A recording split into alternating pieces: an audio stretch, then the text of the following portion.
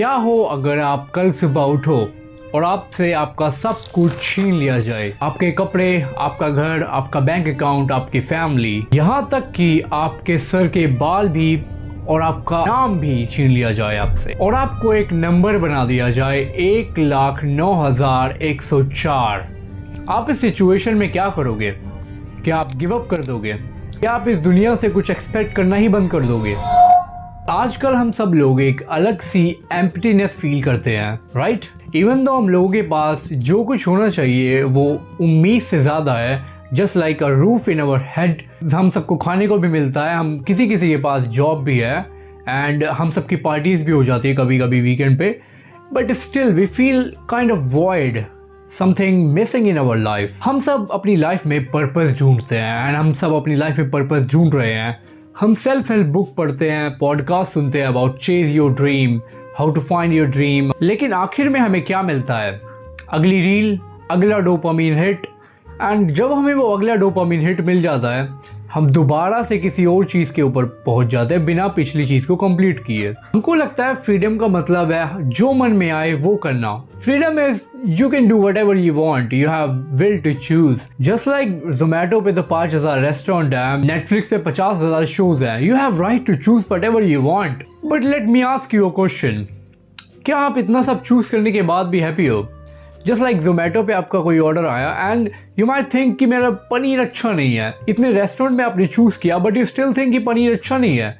तुमने इतने सारे शोज नेटफ्लिक्स पे ढूंढे, तुमने सबके रिव्यूज चेक किए रेडिट पे, कोरा पे, लेकिन स्टिल तुम थिंक करते हो कि यार नहीं, मेरा ये शो अच्छा नहीं गया, मेरे को ये अच्छा नहीं लगा। वेल, आज मैं आपको एक ऐसे इंसान की कहानी सुनाने वाला हूँ जिसके पास फ्रीडम के नाम पे कुछ भी नहीं था। Zero thing. He had zero control over freedom, zero control over his life. And उसे एक ऐसी जहन्नम में भेज दिया गया जहाँ से लोग मरकर ही बाहर आते हैं, लेकिन उसने उस जहन्नम में भी एक रास्ता ढूंढा, एक मीनिंग ढूंढा, एक पर्पस ढूंढा। ये कहानी है डॉक्टर विक्टर फ्रैंकलिन की। विक्टर फ्रैंकलिन कोई मोटिवेशनल स्पीकर नहीं था। He was a psychiatrist in Vienna. उसका एक पूरा परिवार था, माँ बाप, एक वाइफ और एक वो खुद। एंड वो एक किताब लिख रहा था, एंड उसकी थ्योरी का नाम था लोगोपैथी। लोगोस एक ग्रीक वर्ड है जिसका मतलब है मीनिंग। फ्रैंकलिन का मानना था इंसान की सबसे बड़ी प्राइमरी ड्राइव, उसका इंजन, कोई पैसा, इमोशंस, ये सब नहीं है, वो है अ विल टू मीनिंग, जीने की कोई वजह। और जब वो इस चीज के बारे में रिसर्च ही कर रहा था, उसी टाइम वियना में आ गया हिटलर। फ्रैंकलिन एक जीव होने के नाते उसको ऑश्विट्ज़ की एक कंसंट्रेशन कैंप में उसकी फैमिली के साथ डाल दिया गया। ऑश्विट्ज़ कोई नॉर्मल जेल नहीं था या कोई नॉर्मल कंसंट्रेशन कैंप नहीं था, it was a death factory. Camp में आते ही उसके परिवार को उसे अलग कर दिया गया, उनके कपड़े छीन लिए गए, उनके बाल छीन लिए गए, एंड उनको एक नंबर दे दिया गया। फ्रैंकलिन को नंबर दिया गया कैदी नंबर 1,09,104। कैंप में आते ही फ्रैंकलिन को उसकी फैमिली से अलग कर दिया गया।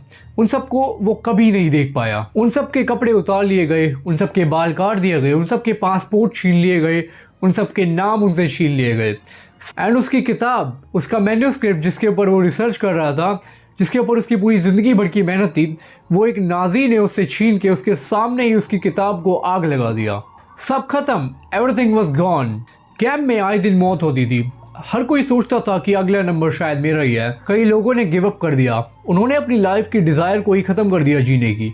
वो कुछ लोग या तो सो के ही नहीं उठते थे, वो पड़े रहते थे, उनको नाजी लात मार मार के उठाते थे, या फिर कुछ लोग जानबूझ के जो करंट वाली फेंसिंग है उसमें जाके मर जाते थे।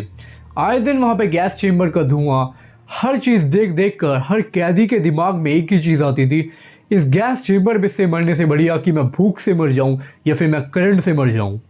इन सब के बीच जब लोग मर रहे थे, जब लोग अपने मेंटली अपने आप को हरास कर रहे थे, उस टाइम फ्रैंकलिन ने एक चीज़ नोटिस की। उसने देखा जो लोग सरवाइव कर रहे हैं वो सबसे ज़्यादा फिजिकली एक्टिव नहीं है, वो लोग मेंटली एक्टिव हैं, दे आर मेंटली स्ट्रांग। उन लोगों के पास एक जीने की डिज़ायर है, एक जीने की वजह है। कोई प्रिजनर्स अपने बाहर जाके अपनी बेटी से मिलना चाहता है, कोई साइंटिस्ट अपनी रिसर्च कर रहा है जिसको वो पूरी करना चाहता है, एंड इसीलिए वो अभी तक जिंदा है, इसीलिए वो दुनिया भर के टॉर्चर भी सह सकता है। एंड उसी जहन्नम के बीच फ्रैंकलिन को एक आइडिया आया उसने सोचा कि ये जो गार्ड्स हैं, ये नाजी हैं, ये मेरा आइडिया छीन सकते हैं, ये मेरी बुक्स छीन सकते हैं, ये मेरी बॉडी को हरास कर सकते हैं, टॉर्चर कर सकते हैं, बट उन लोगों के पास इतनी पावर नहीं है कि वो उसका विल पावर, उसकी माइंड को छीन सके या उसकी स्पिरिट को चेंज कर सके। एंड फ्रैंकलिन ने उसको नाम दिया इनसाइड वर्ल्ड। एंड फ्रैंकलिन ने उसको कहा the last of human freedom. किसी भी सिचुएशन में आपके पास एक आज़ादी होती है, एक आज़ादी अपने एटीट्यूड को चुनने की, क्योंकि जो आप काम करते हो, जो आपका एटीट्यूड होता है, वही आपके एक्शंस को प्रेडिक्ट करता है। जो आप काम करोगे, जो आपका एटीट्यूड होगा towards anything, it will predict, most likely it will predict the outcome. उसने ये सोच लिया गार्ड्स उसकी बॉडी को टॉर्चर कर सकते हैं लेकिन उसके माइंड को डाइवर्ट नहीं कर सकते।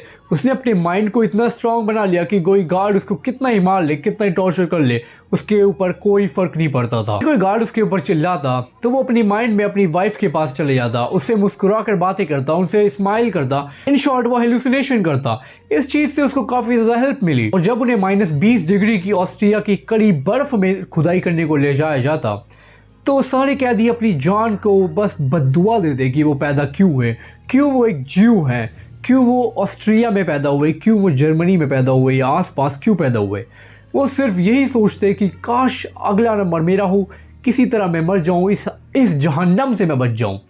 बट उस बीच फ्रैंकलिन सोचता था, जब भी वो एक किरण को देखता, जैसे धूप की किरण गिरती है बर्फ पे, तो वो सोचता देखो कितनी खूबसूरत चीज़ है, अगर ये चीज़ बच सकती है तो मैं क्यों नहीं बच सकता।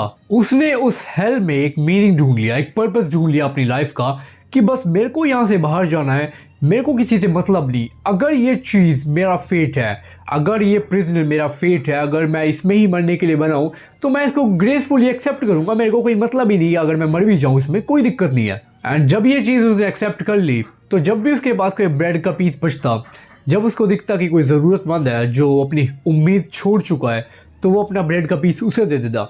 उसने ये चीज़ काफ़ी ज़्यादा कैदियों को सिखाई कि तुम ऐसे कर सकते हो, तुम लोगों को ध्यान बटाओ, तुम लोगों को फिजिकली नहीं मेंटली एक्टिव करो। कुछ टाइम बाद जब ऑश्विट्ज़ और जर्मनी में से हिटलर का राज चला गया तो ऑश्विट्ज़ को लिबरेट कर दिया गया। फ्रैंकलिन उन कुछ खुशनसीब लोगों में से था जो बच गए, जो जिंदा बच गए। वो वियना वापस आ गया, बट इस बार उसके ना तो उसके साथ कोई फैमिली थी, ना उसके माँ बाप थे, ना उसका कोई फ्रेंड था। सबके सब कंसंट्रेशन कैंप में गैस चेम्बर से मर चुके थे। एंड जब वो वापस आया उसने अपनी जीने की होप ख़त्म नहीं की। उसने जो किताब लिखी थी पहले, जो नाजी ने जला दी थी, उसने उस किताब पे दोबारा काम स्टार्ट किया। एंड 9 दिन, सिर्फ 9 दिन में उसने वो किताब दोबारा लिख दी, लेकिन इस बार उसके अपने पर्सनल एक्सपीरियंस के साथ। एंड उस किताब का नाम था man's search for meaning. By the way, अगर तुम्हें ई बुक पढ़नी है तुम ई बुक पढ़ सकते हो या फिर तुम यूट्यूब पे एक्सप्लेनेशन सुन सकते हो। This book is really amazing. मैंने ई बुक पढ़ी है and I think this is one of the best book you can read about life, about finding the meaning in your life. क्योंकि कुछ लोग काफ़ी ज़्यादा वीक हो जाते हैं मेंटली अबाउट सर्कमस्टांसेस, क्योंकि जो कुछ भी आपकी लाइफ में होता है पर्पसफुली और अनइंटेंशनली जो भी होता है वो आप कंट्रोल नहीं कर सकते। एंड उसके ऊपर सैड होना एक बिल्कुल ही स्टूपिड थिंग है। एंड विक्टर ने लोगोपैथी के लोगों को 3 रास्ते दिए, 3 रास्ते जिससे वो अपनी लाइफ का मीनिंग फाइंड कर सकते हैं। First, by creating a work और डूइंग अ डीड। कुछ काम करके, कुछ जॉब में, कुछ अपनी आर्ट में, कुछ ऐसा चीज करना जिससे आप अपनी लाइफ में मीनिंग ढूंढ पाओ। Second, by experiencing something or by encountering someone, किसी चीज को अपनी लाइफ में डीपली एक्सपीरियंस करना, like a music, like a friend or like a emotion or like a love. And third, the most important, by the attitude we take towards unavoidable suffering. Life आपको गिराएगी, obviously गिराएगी, but उस चीज़ पे अगर आपका कोई control है, well it's fine, but अगर आपको उस चीज़ पे कोई कंट्रोल ही नहीं है, then it's useless to be sad about it. Well, let me give you my opinion. आजकल हम लोग अपनी लाइफ के ट्रॉमा, लाइफ के जो पास्ट एक्सपीरियंसेस हैं उसको एक बैज की तरह लेके घूमते हैं। जस्ट लाइक मेरे एक्स ने मेरे को धोखा दे दिया, मैं किसी पर ट्रस्ट नहीं कर सकता, या फिर मेरे साथ बचपन में ऐसा हुआ है तो मैं ऐसा हूँ, मैं ऐसा ही रहूँगा। कुछ लोग होते हैं जिनके साथ बचपन में कोई इंसिडेंट हुआ होता है, इनका कोई ट्रॉमा होता है जिसकी वजह से वो कभी रिकवर नहीं कर पाते। But if you look closer, वो लोग सच में रिकवर करना ही नहीं चाहते। वो लोग खुश हैं उस चीज़ में, उन्होंने उस चीज़ को ही अपनी लाइफ का मीनिंग बना लिया है। हम अपने पास्ट को अपने प्रेजेंट से डिफाइन कर देते हैं, बट फ्रैंकलिन ने ऐसा बिल्कुल भी नहीं किया। वेल, फ्रैंकलिन ने कहा आपका ट्रॉमा, आपका दुख जो आपके साथ हो रहा है वो आपको डिफाइन नहीं करता, बट जो चीज़ आपको डिफाइन करती है वो है आपका attitude towards that trauma, attitude towards that suffering, what you react, how you react. अगर कोई चीज़ आपके साथ हो रही है तो वो किसी मीनिंग से हो रही है, क्या आप उस चीज़ के ऊपर रिएक्ट करते हो या आप उस चीज़ के ऊपर सैड होते हो कि मेरे साथ क्यों हो रही है, या मैं ही बुरा हुआ, मेरे साथ क्यों ही होती है ये चीज़ें हर बार। कुछ लोग होते हैं जो हमेशा यही बातें करते रहते हैं कि मेरे साथ ये सब क्यों होता है, मैं तो एक बदनसीब हूँ, या फिर अपने आप को एक कर्ज देते रहते हैं। But you know there is a thing called manifestation. Well I don't believe in manifestation, still I will say about this कि मैनिफेस्टेशन में कहा जाता है कि जो चीज़ आप अपने आप को कहते हो, जो चीज़ आप अपने आप के बारे में सोचते हो, आप वही बन जाते हो। Even though I don't believe in manifestation, but still मैं ये चीज़ कहीं ना कहीं मानता हूँ कि जो चीज़ आप सोचते हो अपने बारे में, जो चीज़ आप लोगों के बारे में सोचते हो, जो चीज़ आपके साथ हो रही है, उस चीज़ के बारे में जो आपका ओपिनियन होता है, वही चीज़ आपकी लाइफ में ज़्यादा होती है, वही चीज़ आप अपने लिए क्रिएट कर रहे होते हो। Comment down your opinions about today's video and you can recommend me any video you want. So for that said, peace out, and you know we all are Mammons. Thank you so much.